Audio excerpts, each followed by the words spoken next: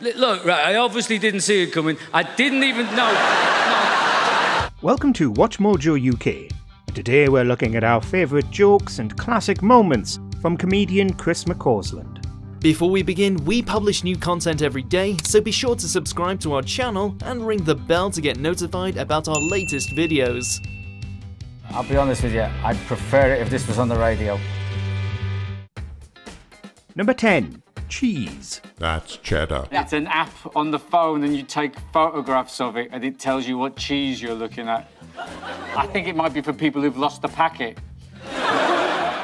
On this edition of Have I Got News For You, the panel discussed a brand new app that helps people identify different types of cheese, as well as suggesting what types of wine and food to pair them with. Knowing how to pair your cheese and wine can be complex, but the very premise of the app is baffling, as the panel members rightly point out. Why would you need that though? Because when you buy it, you don't buy it not knowing what it is, do you?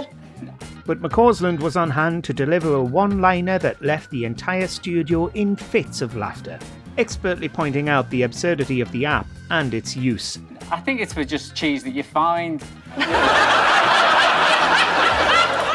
Apparently, the app's not even very good at identifying cheese. Number 9. Best name ever. In one of his stand-up specials, he talked about a woman he met who had, in his own words, the best name he'd ever heard. The woman in question really did have a devastating name, and the audience loved hearing it. She was an American lady, and her name was Fanny Gravy. It is wonderful, and it's horrific. But then he talks about a time where he tried to tell the same joke, and it didn't land. The reason it didn't land in his retelling is that Fanny, of course, has a different meaning over in the US, where Fanny Gravy was from. And you'll never guess what her name is. Fanny Gravy, ha ha ha ha ha ha ha. And they didn't go with it at all, they just shot me down. But of course, as McCausland goes on to point out, that makes the choice of name even more unfortunate, and his joke still stands. And in America, Fanny doesn't mean you're funny, does it? Fanny means you're bum. I said, that's even worse! That's bum gravy! Number 8.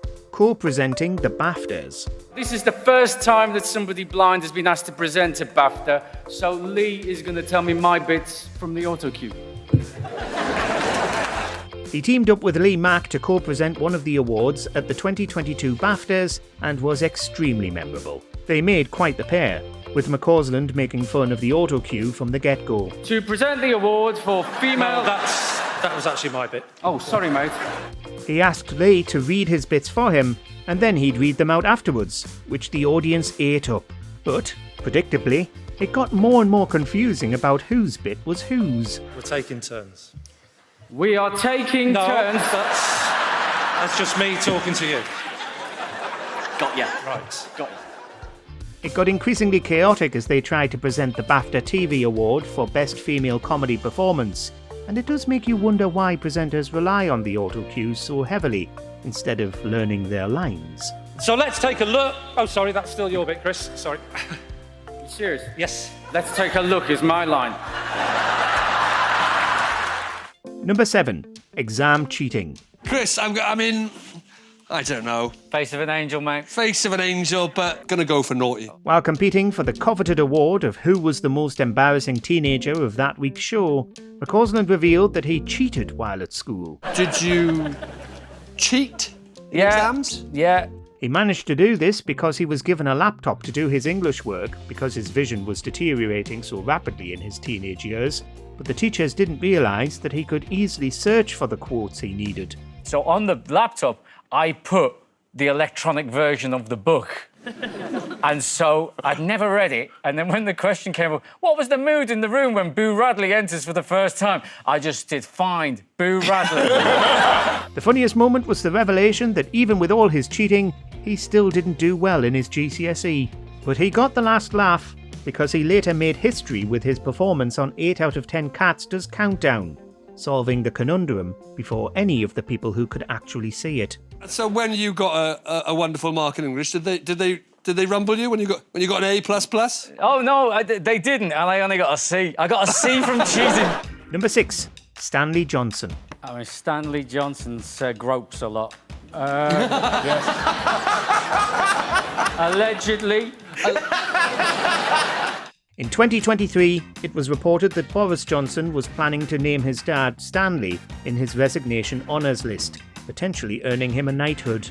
It quickly caused controversy and was discussed on The Last Leg with McCausland on as a guest. This is this is a man that created Boris Johnson. You can't reward him for that. He then called out both Adam Hills and Josh Widdicombe for bragging about their MBE and relationship to Henry VIII, respectively. Earlier in the same show, the subject had turned to Gary Lineker's suspension from the BBC over his political statements. Godwin's law is when somebody kind of brings an argument down to the base level of Hitler and Nazi comparisons, you kind of lose the argument by default. Chris talked about how the name for comparing things to Nazi Germany should be changed to something more self-explanatory. It's misjudged assertions that trade Hitler and Nazi comparisons over constructive knowledge. It does say what it is, but the only problem with that is the acronym is Matt Hancock. Number 5. He hasn't always been blind. You know, like the ability to just be able to stand up off the toilet, take a little step away from the toilet and then just turn back and have a little look down, you know, and just... In this old stand-up set, McCausland talked about all the parts of his life that have changed since he began losing his sight, starting with his toilet habits. It's not the same when you've got to put your hand in and... He then moved on to talking about the famous memoir, The Diving Bell and the Butterfly, written by a man who suffered a stroke and from then on could only communicate by blinking one eyelid. I mean, how did the people around him even know how to get started with something like that? Just, can you give me one blink for yes? 2 blinks for no? 3 of you want to write a book? He damned the book, though, as being desperately boring, as well as lamenting what kind of life it must have been for those few months when the book was being written. Oh, don't start again, don't start again. 1, 2, 3. Number 4. MI5. Do MI5, Yeah. go right to the bottom, hit careers, Yeah, and it's going to say spy. it will do, yeah. And the thing is... Despite failing his English GCSE, McCausland went on to train as a programmer and become a software engineer, a career that soon became impossible. But he decided to apply for other jobs and got into the interview process to join MI5. Right, now I always thought like an agent was a James Bond person, and it's not. An agent is like a member of the public who's got like information to trade. He got all the way through the rounds for a job running agents, though it all turned out to be less romantic than you'd think. He said to me, this is discrimination. This is what the Disability Discrimination Act is trying to stamp out. They can't turn you down because of your disability. This is outrageous. Ultimately, MI5 rejected him on account of him being blind, which led to some potential security risks, as well as concerns that he wouldn't be able to do the job properly. It was certainly one of the most memorable roundtables on As Yet Untitled. And I said to them, I do not want to live in a country that would give me that job. Number 3. The Pathon. On this Channel 4 series, McCausland teamed up with other famous celebrities to travel around the world and see its great wonders, or rather have its great wonders described to him. Where's this then? You can find them. Yeah. And Is this the old... Yes. Wow. Yes. I'm guessing they didn't have to do the races in this condition, though. I'm guessing they... With Harry Hill, they went to see this ancient Greek stadium, and then talked to a tour guide about the history of the structure. They also encountered a statue of Hermes, sporting an eye-level carving of his private parts. Chris copped a feel before they headed off for a bizarre olive oil tasting session. I've never drunk neat. Right. It's a very emotional moment. Finally, they went to the Parthenon itself on the Acropolis, leaving Harry to tell an unimpressed Chris what the temple looked like. So it's almost like an ancient gazebo. Number 2.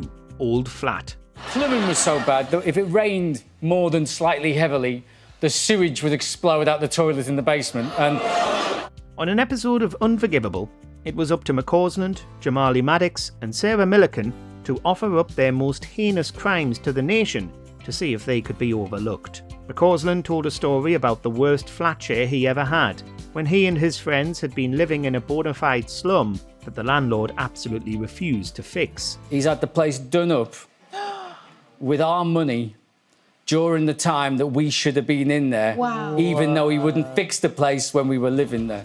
They moved out and good-naturedly continued paying rent for a while and told the landlord to keep the deposit to avoid any trouble, only to find out that he'd done the place up. We opened the paint and we threw the paint around and, you know, put the oil-based gloss on a few of the walls and on the carpet. And we don't blame him for not feeling guilty over this act of revenge, though.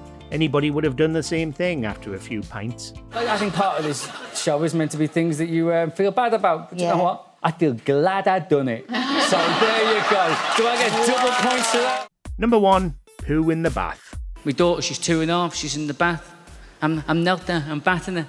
She's like, what's this, Daddy? This classic live at the Apollo moment has been a staple story in McCausland's comedy catalogue for years. He begins by talking about the difficulties of being a parent while blind, and one incident involving his daughter, just 2 years old at the time. What's this, Daddy? Ice cream? I was like, ice cream? Big handful of wasn't it?